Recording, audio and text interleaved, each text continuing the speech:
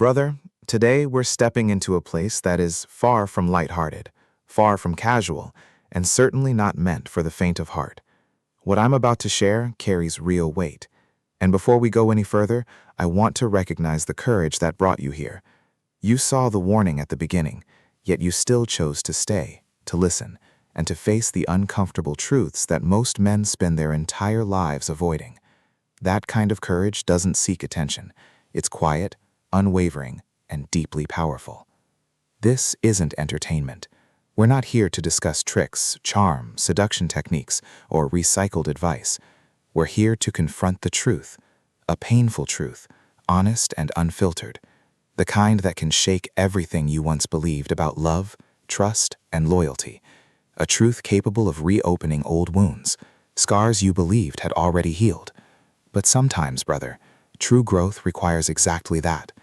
It asks you to revisit those scars and finally understand them for what they really are. What I'm about to share isn't some exaggerated story made for views. It isn't fiction. It comes from research, from real pain, and from the silent voices of men who carried their suffering alone, without anyone noticing. For days, my team and I have collected these realities, not for fame, not for numbers, but for men like you, men who fight their battles in silence because no one ever prepared them for the truth. Society expects you to stay strong, to keep smiling, and to keep moving forward, even when your heart is breaking in ways nobody can see. So let this moment become your awakening. If you're still here, quietly say these words to yourself: I see the truth. Because whether you're already married or hoping to be one day, the core of your identity as a man is built upon one sacred principle: loyalty. Your loyalty is your crown, your honor, the very foundation of who you are. But now comes the difficult question. What if the person you gave that loyalty to never truly deserved it? I don't say this to break you, brother. I say it to protect you before we walk deeper into this storm. Give me just 30 seconds, not for me, not for my ego, but for something greater than both of us. Out there, beyond the streets we walk every single day, there are lives suffering in silence, creatures crying through the night, not because they're sick, but because they're hungry, cats wandering the streets, abandoned dogs, forgotten animals with no voice of their own, yet still God's creations, deserving of kindness and compassion. I don't come from wealth. I don't have expensive studios or powerful corporate sponsors behind me. What I truly have is you, your support, your presence, and your strength. You've helped carry this mission farther than even my own family ever could.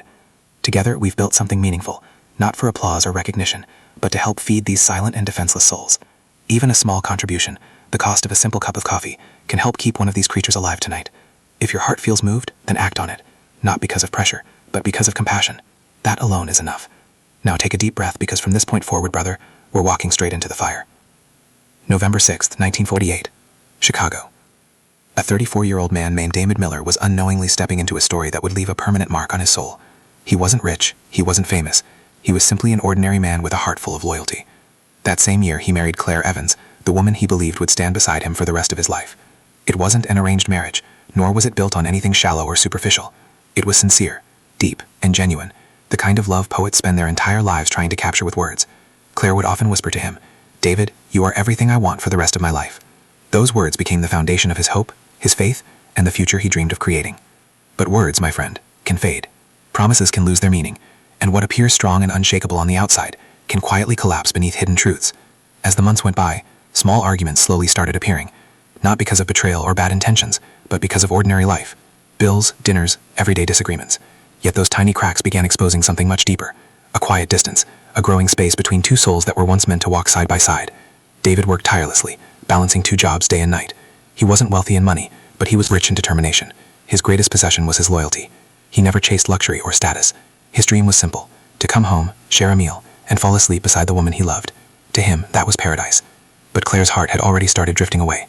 Slowly, little by little, she began pulling away. Not only emotionally, but in every part of the life